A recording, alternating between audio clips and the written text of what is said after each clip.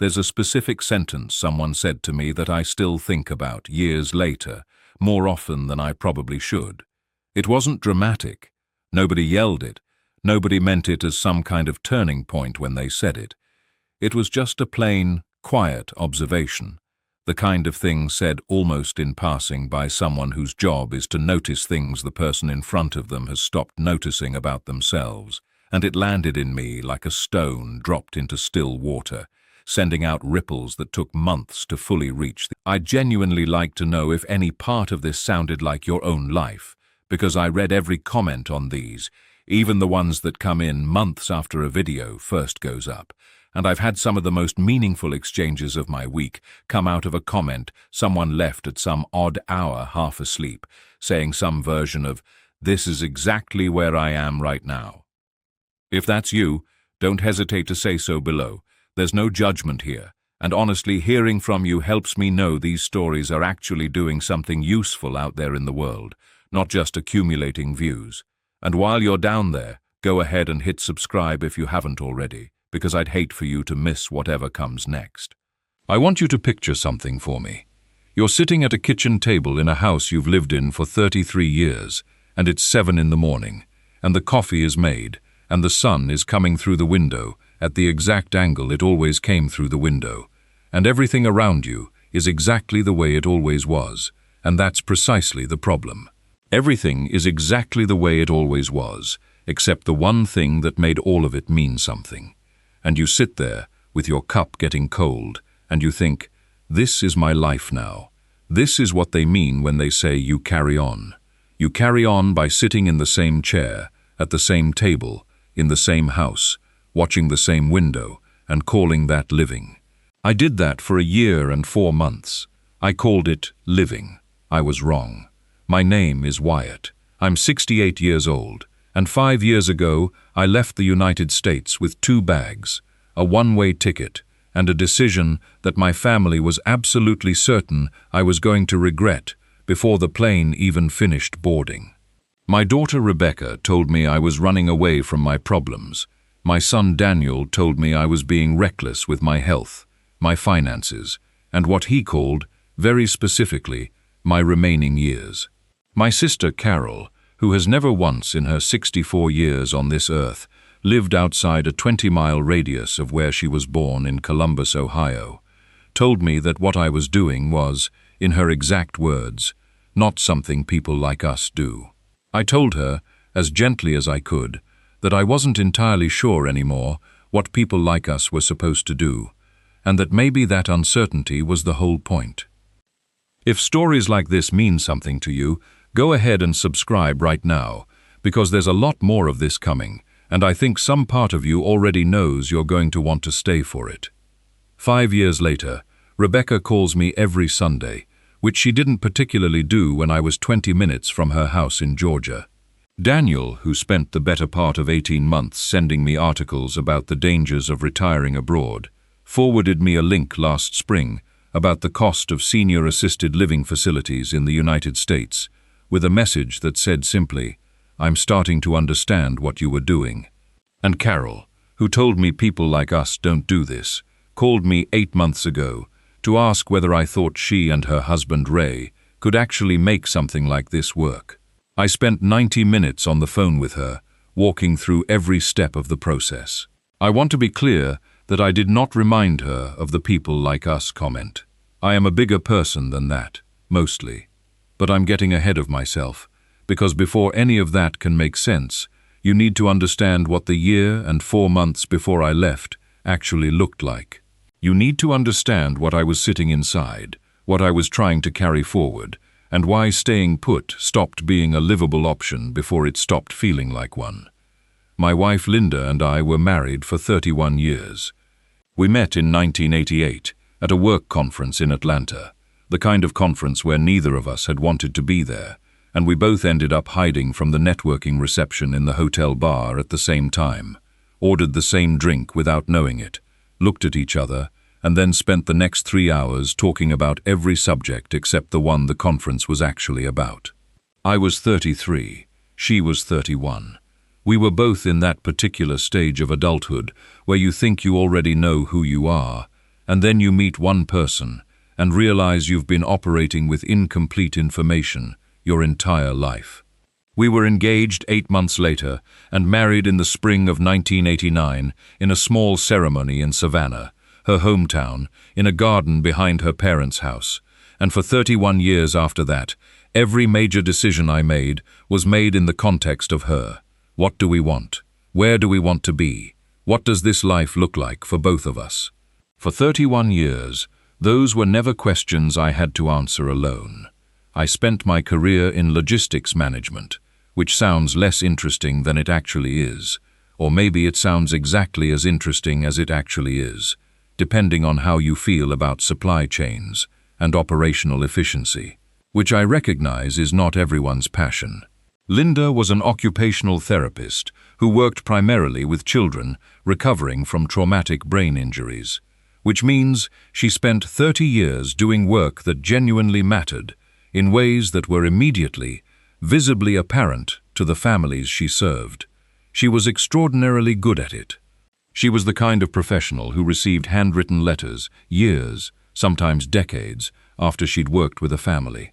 Letters that I would find her reading at the kitchen table late at night, with that particular expression she had, the one that was part gratitude and part something I could never quite name, something that looked a little like being quietly amazed that any of it had been real. Linda died of cancer, ovarian cancer, diagnosed relatively late because the early symptoms were subtle and diffuse and didn't announce themselves as urgency the way they should have. And by the time we understood what we were dealing with, we were already past the window where the best outcomes live. She was 60 years old. We had 17 months from diagnosis to the morning I sat in a hospital room that had gone silent, in a way that rooms only go silent in that specific, final way, and I held her hand and told her things I won't share here, because they belong only to her and to me. And then I drove home alone, and I sat in the driveway for a long time before I could make myself go inside. And when I did, the house was exactly the way it always was, and that was the beginning of the problem. I want to be honest about what the grief actually looked like from the inside, because I think there's a version of this story that gets told in clean, comprehensible arcs: the shock, the sadness, the gradual healing, the eventual emergence into something renewed. And while I understand why that arc is comforting, it wasn't really what happened. What happened was something more like being turned slightly sideways from the world and not being able to figure out how to turn back. I still functioned. I paid my bills. I answered my emails. I went to Daniel's for Thanksgiving and Rebecca's for Christmas, and smiled in photographs and said the right things at the right moments, and none of that was performed exactly.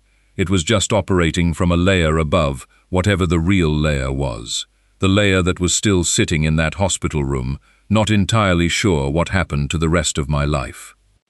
I retired about 8 months after Linda died, technically a little earlier than I'd planned, because staying in the office started feeling like theater in a way I couldn't sustain. I'd spent 30 years caring genuinely about logistics efficiency, about moving things from one place to another with precision and speed, and somewhere in those 8 months, I'd lost the thread that connected caring about that to caring about anything else. My boss was understanding. My colleagues threw me a modest retirement party in the conference room that I got through by thinking mostly about which exit I was going to use afterward. I drove home from that party in the early afternoon and sat in the driveway again, which I was starting to understand was what I did now when I didn't know what to do next, and I stayed there until the neighbors' kids came home from school and started playing in the yard next door, loud and indiscriminate and alive, and I watched them for a few minutes and then went inside. The particular shape of my days after that is hard to describe without making it sound more dramatic than it actually felt. It didn't feel dramatic. It felt mundane in a way that was worse than dramatic, because at least dramatic suggests something happening, some movement, some force. What I had instead was stillness. I woke up. I made coffee I didn't particularly taste. I read the news on my laptop with a comprehensiveness that had nothing to do with interest, and everything to do with the need to fill time with something that looked like engagement. I walked the neighborhood, a habit I'd had for years, except before it had always been with Linda in the evenings, and now I was doing it alone at odd hours, because the evenings specifically were the part of the day I'd learned to dread. The evenings were the worst of it. We'd had a routine, the way couples develop routines after 3 decades together. Dinner, something on television, the specific, comfortable parallel of 2 people in the same room, each doing their own thing, while remaining fundamentally oriented toward each other. And that parallel was what I missed more than any single thing I can name. It wasn't that I needed constant interaction. It was that the room had a different quality when she was in it, a gravity, a point of reference, and without that, the evenings just became time that needed to be gotten through rather than inhabited. I started going to bed too early, because sleeping was easier than sitting in the living room alone, and then I'd wake at 3 or 4 in the morning with nowhere to go and nothing to do, and too much empty time until dawn, and I'd lie there in a bed that was too large and think about nothing I could ever repeat in a way that made it make sense. Rebecca suggested grief counseling, and I went, twice, to a counselor who was perfectly competent and entirely kind, and I sat in her office and answered her questions honestly and felt, both times, like I was describing someone else's situation rather than my own, like the words were accurate but weren't quite making contact with whatever the actual thing was. I told Rebecca I'd tried it and it wasn't the right fit, which she accepted because she's practical enough to know you can't force someone into a version of help they're not able to receive. She offered to have me move closer to her. She and her husband Mark had the space, and I told her I appreciated it and meant it, but that moving into my daughter's spare room at 63 years old felt like an ending rather than a beginning, and I wasn't ready to accept an ending yet.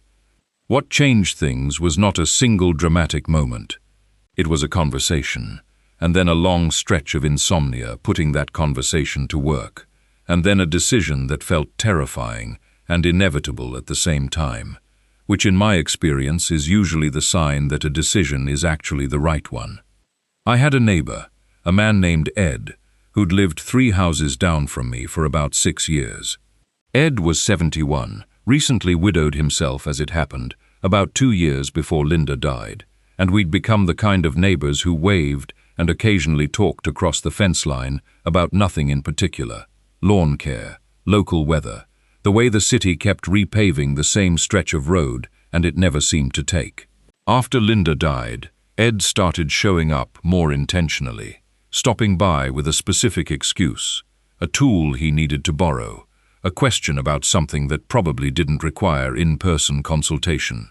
And I understood what he was doing, and was grateful, without being able to say so directly, because we were the kinds of men we were. About 14 months in, Ed knocked on my door on a Sunday afternoon and said he had something he wanted to show me, and he pulled out his phone and showed me photographs. He had a nephew, he explained, a man named Greg who'd moved to the Philippines about 4 years earlier, after his own retirement, and who had been, by Ed's account, a different person in every photograph Ed had received since the move, compared to every photograph from the decade before it. I looked at those photographs for a while. A man in his mid-60s, standing on a ridge overlooking an extraordinary landscape, standing in a market that was colorful and loud and full of visible life, sitting at a table with a group of people ranging in age from what looked like 20 to what looked like 80, laughing with the full-body openness of someone who hasn't reserved any part of himself from the moment. I asked Ed where exactly his nephew was. He said a town called Tagaytay, south of Manila, in the mountains. He said the rent was something I wouldn't believe if he told me. He told me anyway. I didn't believe him. I went home that afternoon and started reading, which is what I do when something has caught in my mind and won't let go. I found the forums, the expat communities, the long detailed accounts of Americans and Australians and Canadians and Europeans who'd made the same move for the same reasons, retired, widowed, some of both, some of neither, all of them describing the same experience with enough consistency that I started taking notes, which I'd never done before, for anything I wasn't professionally accountable for. They came to visit eventually, and I could tell, the moment they landed, that they were nervous about exactly what they were going to find, having spent months imagining a version of my new life that was probably far bleaker than the reality actually turned out to be. I watched them do the thing I think every skeptical loved one does when they finally see something in person instead of hearing about it second-hand over occasional phone calls. The worry on their face slowly gave way, over the course of just a few days, to something closer to relief, and eventually something closer to genuine happiness on my behalf, watching me move through an ordinary day in a life that clearly had real shape and real people in it, not the isolated, uncertain existence they'd apparently been quietly picturing all along. On the last night of that visit, sitting together somewhere quiet, they said something that stayed with me long after they'd flown home. Some version of admitting they'd expected to find someone lonelier, smaller, more diminished than the person actually sitting in front of them. I told them that was more or less exactly what I'd feared finding in myself too, in those uncertain early months, and that I understood completely why they'd worried the way they had. But I also told them, and meant it fully, that worry built on imagination rarely survives contact with the actual lived truth of a situation, and that I was glad they'd finally gotten to see the truth of it for themselves, instead of continuing to worry about a version of my life that had never actually existed. 4. I read about the special resident retirees visa, about what it covered and what it cost, and how long it took to obtain. I read about healthcare, specifically, because I knew that would be the sharpest point of every objection anyone in my family was going to raise, and I wanted to understand it in enough detail that I couldn't be argued out of it on the basis of a vague fear I hadn't done the research to counter. I read until 2 in the morning, and then until 3, and then until the sky outside my bedroom window started going from black to the dark grey that comes before actual dawn, and at some point I put the laptop down on Linda's side of the bed, the side I never slept on but had stopped being careful about touching, and I looked at the ceiling and thought about what Ed's nephew looked like in those photographs, compared to what I looked like in the photographs Rebecca had taken at Christmas, and I thought about the next 5 years done both ways. Done in this house, watching the same window with the same cold coffee, or done somewhere entirely unknown, starting from nothing, building something entirely new. And I didn't let myself decide anything in that moment, because I'd learned in 31 years of marriage that good decisions deserve the morning. In the morning, I called Ed. The practical preparation took about 6 months, which was longer than some people do it, and shorter than others. I started with the finances, because that was where I was most comfortable, and because understanding the actual numbers was the fastest way to move the entire project from fantasy to feasibility. Between my pension, Linda's life insurance, the equity I'd accumulated in the house, and our combined retirement savings, I was in a position that I hadn't fully appreciated while I was still living inside the budget I'd built for an American life in an American city. What I'd been spending on the house alone, mortgage paid off, but property taxes, insurance, utilities, maintenance, the accumulated cost of keeping a 4-bedroom house functioning for one person, was more per month than most of the rent figures I was reading about for comfortable apartments in Tagaytay. I contacted Ed's nephew Greg by email, which Ed had arranged with a text message and a generosity I still think about. Greg wrote back within a day, a long, detailed, entirely practical email that answered most of the questions I'd been assembling and raised several I hadn't thought to ask, about which neighborhoods within Tagaytay suited different preferences, about the specific hospitals within reasonable distance and what they handled well and what they transferred down to Manila for, about the informal community of foreign retirees that had assembled itself in the area, and how easy it was to find your way into it if you showed up without pretending you didn't need to. He ended the email with something I've since passed along to other people in similar situations, which is that the single most important thing you can do before you arrive is give yourself permission to not have it figured out yet, that the figuring out is actually the part where it starts to become real, and that anyone who tells you they had it figured out before they got on the plane is either lying or is a very different kind of person than most of us are. I planned a 2-week visit before committing to anything permanent, because I'd been in logistics long enough to know that no amount of research replaces the thing itself. I booked a small guest house in Tagaytay for 12 nights, told Rebecca and Daniel I was taking a trip to explore something I'd been thinking about, and tried to prepare for the specific shape their reactions were going to take. Rebecca is the one who worries vocally. Daniel is the one who worries through questions. Rebecca's first response was, "Dad, you don't know anyone there." I told her that was largely the point. Daniel's first response was a list of questions about my insurance coverage, about the quality of the nearest hospital, about what my plan was if I needed emergency evacuation.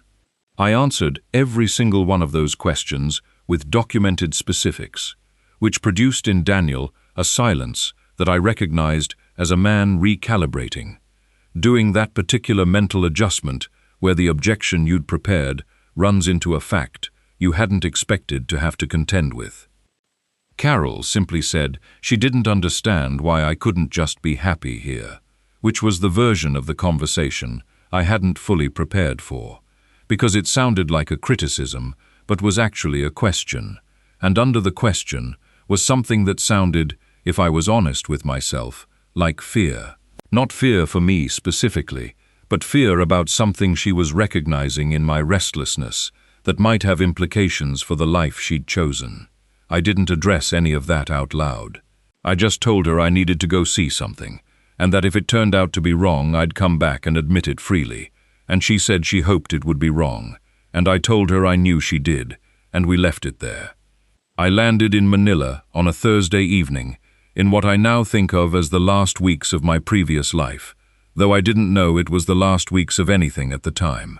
The humidity hit me the moment I stepped outside the terminal, a physical weight of warm air that doesn't compare to Georgia humidity in any way that does Georgia humidity justice or insult. It's simply different, thicker, more present, the air actively asserting itself against you, rather than sitting on you the way southern summer air sits.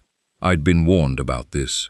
I'd been warned about the traffic getting out of Manila too, and I sat in a car for nearly 2 hours on a highway that was operating at something close to a parking lot, watching the city give way gradually, to the suburbs give way to the first low hills that preceded the climb, and I watched all of it through the window with the particular alert attention I always have in a new place, storing everything, filing everything, trying to build a mental map from visual fragments.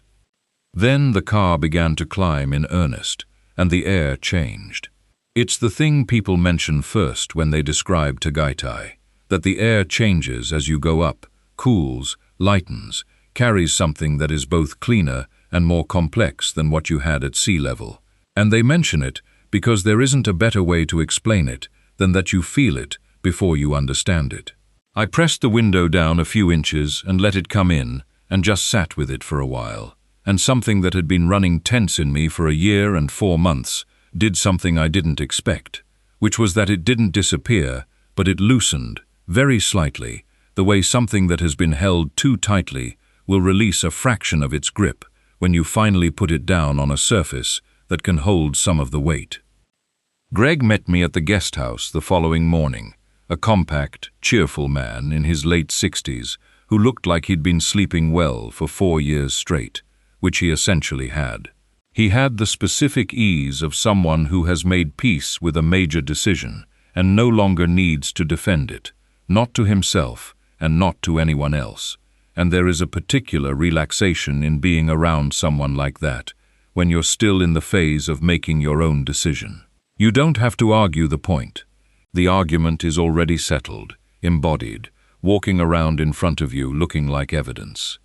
We drove first to Picnic Grove, the ridgetop park that I'd seen in photographs, but that photographs can't actually convey, because what photographs can't capture is the spatial scale of it, the sense of standing at an elevation and looking down into a caldera lake that is itself large enough to contain an island, and on that island, an active volcano. The whole thing arranged by geology, in a configuration that looks frankly implausible, like the set design for something, rather than a place where people simply live and work and have their routines. I stood at the railing and looked at it for a long time. Greg stood next to me and let me look, didn't explain it or narrate it, just stood there with the patience of a man who'd looked at the same view hundreds of times and understood that what I needed from it was different from what he needed from it now, and that both were legitimate. He introduced me over that first week to more people than I've successfully kept straight in any other context of my adult life. There was a weekly gathering at a restaurant overlooking the lake. Informal, no organized agenda, just a standing collection of retirees, foreign and Filipino both, who'd collectively established that Thursday evenings were for showing up to the same table and being in the same room together, which is a simpler and more profound form of community than most of the organized social activities I'd been gently nudged toward back in Georgia. I went the first Thursday mostly out of politeness and found myself still there 3 hours later, having talked to more people with genuine mutual curiosity than I'd managed in the preceding 14 months combined. There was a man named Pete at that table, an American from Oregon, who'd been in Tagaytay for 6 years, and who had the direct conversational style of someone who stopped performing fine a long time ago. Pete had lost his wife too, and when I told him about Linda, he didn't offer condolences in the formal, distancing way that most people do, the way that creates a brief ritual of acknowledgement before everyone moves on. He just nodded slowly and said, "How long ago?" And when I told him, he said, "So you're still in the thick of it," and something about being told accurately where I was, rather than being consoled about it, landed differently than anything else anyone had said to me in over a year. There was a woman named Maricel who taught at a local school and who came to the Thursday gatherings because her neighbor was one of the regulars and had been dragging her along for 2 years, and who had the precise, warm intelligence of someone who is always paying more attention to what's actually happening in a room than anyone else realizes.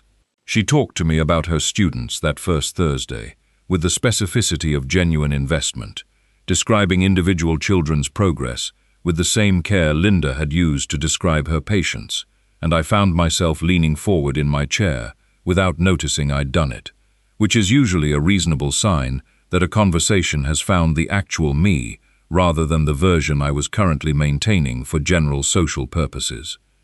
I visited a local market on my third morning, went early, because Greg had told me early was when the market was most alive, before the heat of the day changed the quality of everything, and he was right, in the way that specific recommendations from people who actually know a place are always right. The market at 7 in the morning was extraordinary, not because it was exotic, but because it was so precisely, functionally alive. Vendors who'd been there since before dawn, arranging things with the efficiency of people who do this every day and have developed a craft in it. Colors of produce I recognized, and produce I didn't recognize, and the particular smell that markets in that part of the world have, which is part fresh vegetation and part something tropical that I want to describe as green, but is really more fundamental than any single color.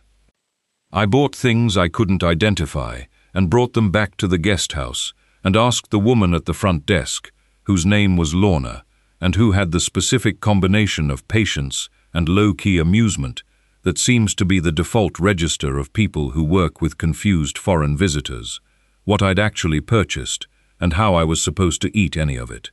She spent 20 minutes explaining, with evident pleasure in the task, and ended by suggesting I just bring the bag to her kitchen and let her show me, which I did, and she did, and I ate things I'd never eaten before, while she explained them with the straightforward generosity of someone who simply does not understand why anyone would choose to be ignorant about food when the information is freely available.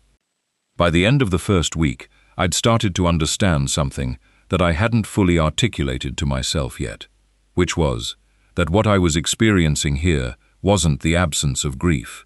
The grief was present.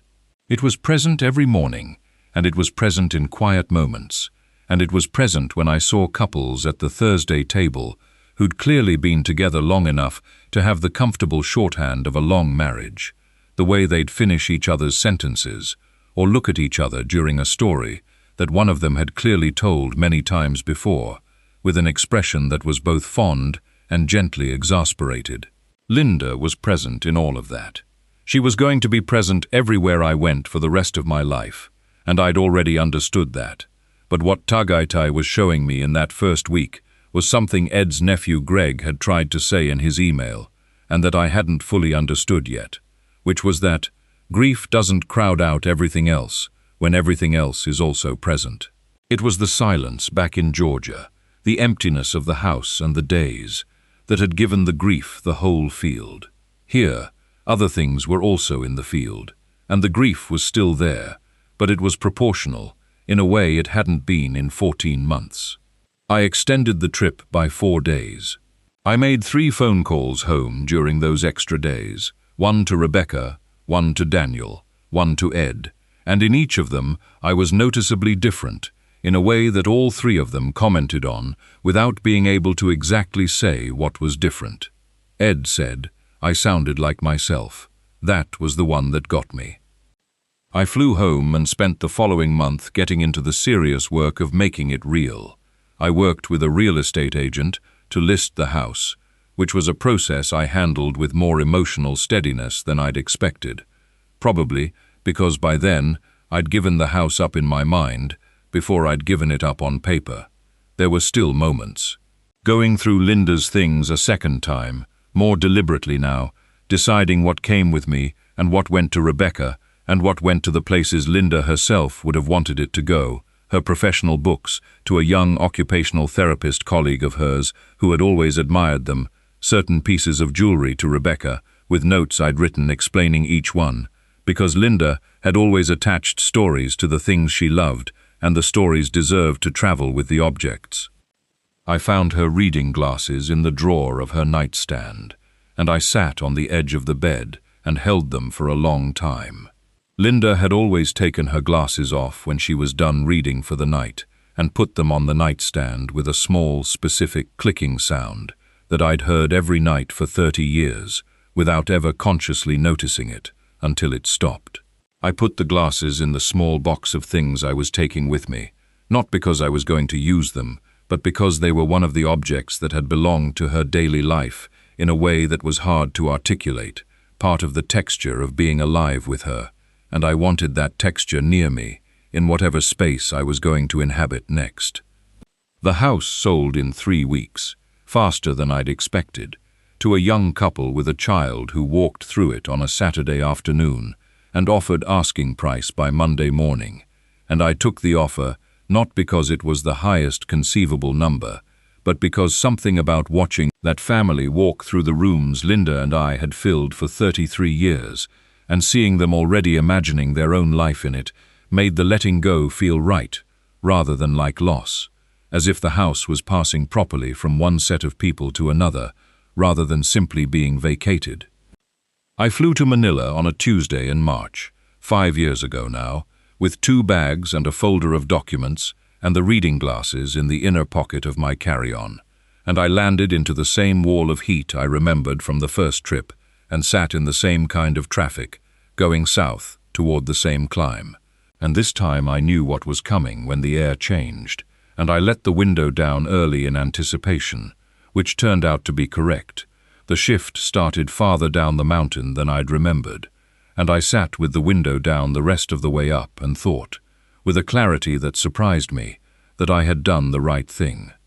Greg had lined up an apartment for me on the strength of my description of what I needed, a small place with some natural light and a view that had something worth looking at, and a kitchen where I could actually cook, which was something I'd been trying to teach myself in the months of preparation, buying ingredients and following recipes with the same careful attention I'd given the research, understanding that being able to feed myself decently was a form of self-sufficiency that mattered more than it might sound.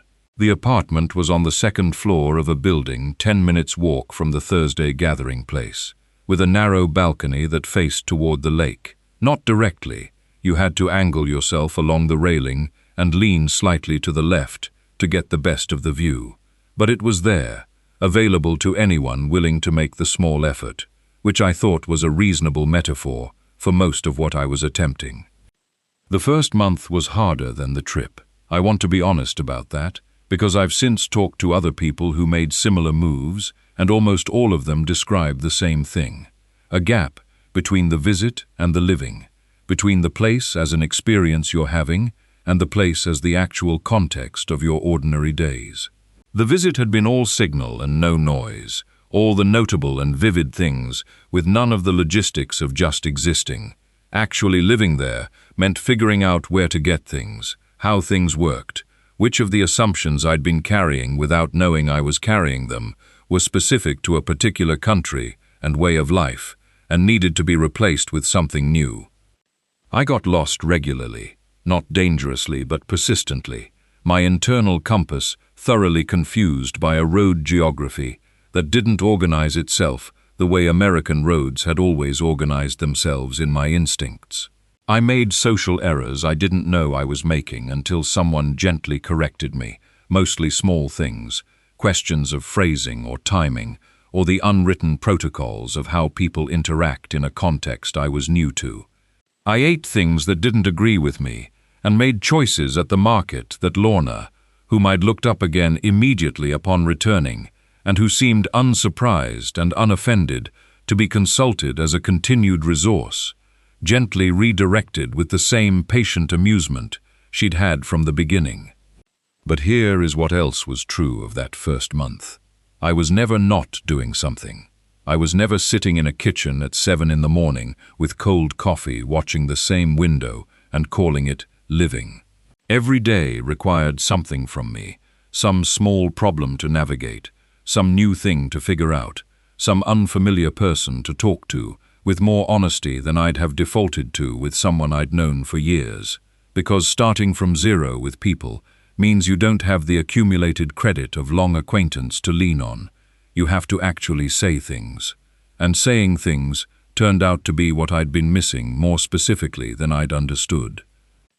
At the Thursday gathering in my third week, I sat next to a Filipino man named Noel who was 64 and had recently retired from running a small construction company, and who was navigating his own version of what retirement actually was, after a life defined entirely by work, the particular disorientation of a man who'd organized himself around a purpose for 40 years, and was now, for the first time, without that organizing structure.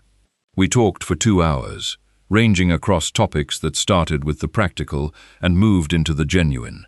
And somewhere in that conversation, I told him things about Linda and about the year and 4 months before the move that I hadn't told anyone, not Rebecca or Daniel or Carol or Greg or Ed.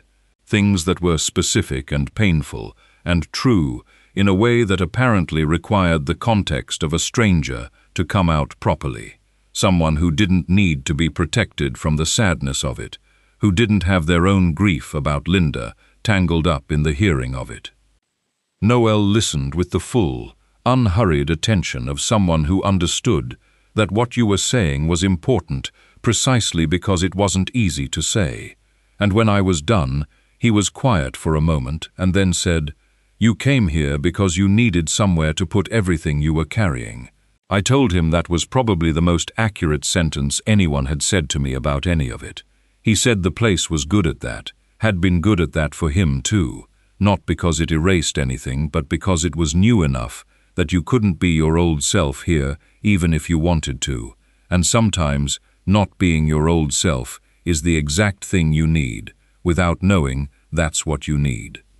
I became a regular at the Thursday gathering in the way you become a regular at something, gradually and then completely, the way the threshold between guest and fixture blurs over the course of a few months until you can't remember exactly when you crossed it. I began to know people's stories, not the surface versions but the actual ones, The versions that came out over the third or fourth Thursday, when the initial social formality had relaxed enough that people started saying true things. There was a couple from Canada who'd moved to Tagaytay after the husband, a man named Robert, suffered a stroke that had left him with some lasting cognitive effects, and who had discovered, somewhat unexpectedly, that the slower pace and the community texture of where they'd landed was actually better for his recovery, in specific documented ways, than the faster, more isolated life they'd had in Vancouver.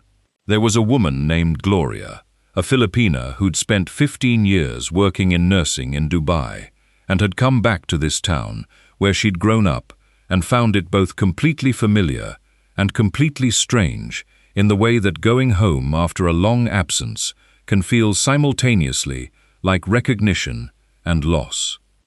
There was a man named Don, an American retired school teacher from Minnesota, who'd been in Tagaytay for 8 years and who was, by any observable measure, the happiest person I'd met in recent memory, not in a performed or evangelizing way, but in the quiet, fundamental way of someone who has genuinely aligned his life with what he actually needs, who wakes up in the morning already interested in what the day is going to contain.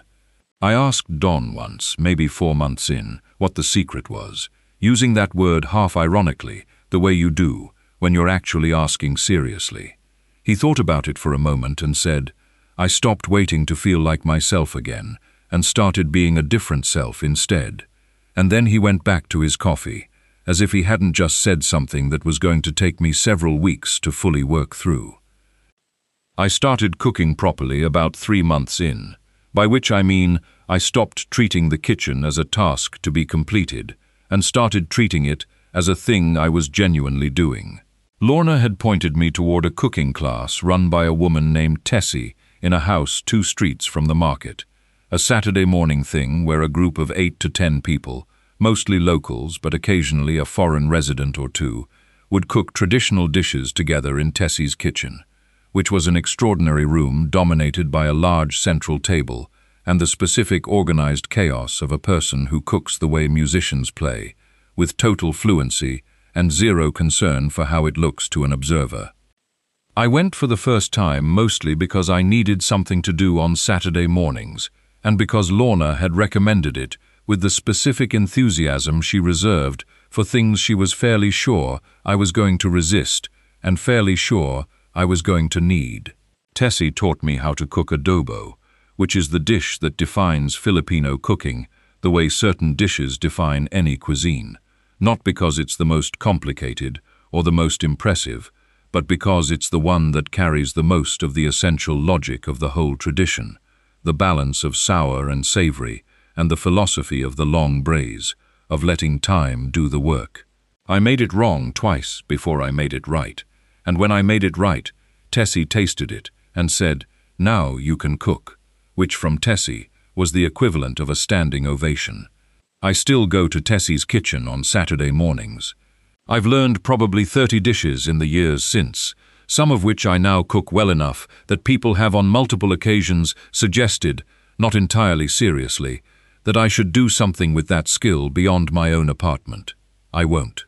But the suggestion matters not because I intend to act on it, but because it means something has changed in how other people perceive what I'm doing with my days, that the thing I'm doing looks, from the outside, like someone who is actively inhabiting their own life rather than waiting for it to resume from a pause. About 8 months after I arrived, I had the health scare that I'd always known was the statistical possibility lurking behind any decision to retire abroad, the thing that Rebecca and Daniel had been quietly fearing since I announced the move, and that I'd prepared for as thoroughly as I could, and that still arrived with the particular authority of a thing you can prepare for, but not entirely brace against. I woke at 4 in the morning with a severe headache and visual disturbances that were alarming enough that I did not, as I might have done in my previous life, decide to wait until morning and see how I felt. I called Greg, whose number I'd kept in my phone under the specific header of call if something is wrong, and he was at my door in under 20 minutes, driving me himself to a hospital in Batangas, that handled neurology with the specific capability I needed. It was a transient ischemic attack, what people sometimes call a mini-stroke, a serious thing, but not the thing it could have been. And the treatment was immediate and appropriate, and the monitoring was thorough, and the entire experience, including the overnight stay and all the testing, cost a fraction of what the same care would have cost in the United States. And I say that not as a primary argument for the move, but as a fact that deserves to sit in the record honestly, alongside all the other facts. Greg stayed at that hospital through the night, slept in an uncomfortable chair in the waiting room, waved away every suggestion that he go home and rest, told me the following morning, when I was stable and alert, that he'd have done the same for anyone in his community, and that I should stop thanking him and eat my breakfast. I ate my breakfast. I called Rebecca from the hospital room. I called Daniel. I called them both before I called Carol, because I wanted them to hear my voice being functional and calm before the information about what had happened, understanding that the order in which those things arrived would shape the entire conversation. Rebecca cried. Daniel asked immediate, specific medical questions, and I answered them all with the documentation in front of me, because by that point I had all of it organized in a way I could retrieve under pressure, which was a system I'd built specifically for moments like this. Both of them asked who had been with me, and when I described Greg in that waiting room chair and the community of people who had checked in over the following days, bringing food, coming by the apartment once I was home, functioning as the network that a network is supposed to function as, at exactly the moment a network is needed, both of them went quiet, in the way that a worry meets a fact and cannot quite find the counter-argument. Daniel called back the following evening, after he'd had time to sit with everything, and said something I wrote down because I wanted to keep it. He said, "I spent 18 months trying to talk you out of something that was going to save you, and I'm not sure I would have had the courage to do what you did." I told him the courage had been less than it looked from the outside, that most of it had been insomnia and desperation, and an old man standing in his driveway, not knowing what else to try. He said, that was pretty much what courage always looked like from the inside, and I thought about that for several days. There's a thing that happens when you've been somewhere for about a year, where the place stops being the new context and starts being just the context, where you stop comparing everything to how it was in the place before and start operating from the current place as the default. I noticed this happening somewhere in the 11th or 12th month, and recognized it as something I'd been waiting for, without knowing I was waiting for it. The shift from inhabiting a decision to simply inhabiting a life. The Thursday gatherings were no longer a social strategy, they were just Thursday. The cooking at Tessie's on Saturdays was no longer an organized activity I was participating in, it was just what I did on Sabety. Thank you for sticking with me through all of that.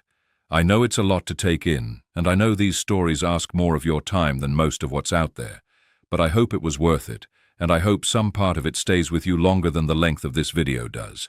If you want more stories like this one, told the same honest way, go ahead and hit that subscribe button because there's plenty more where this came from, and I think if this one landed, you'll want to hear where the rest of them go too.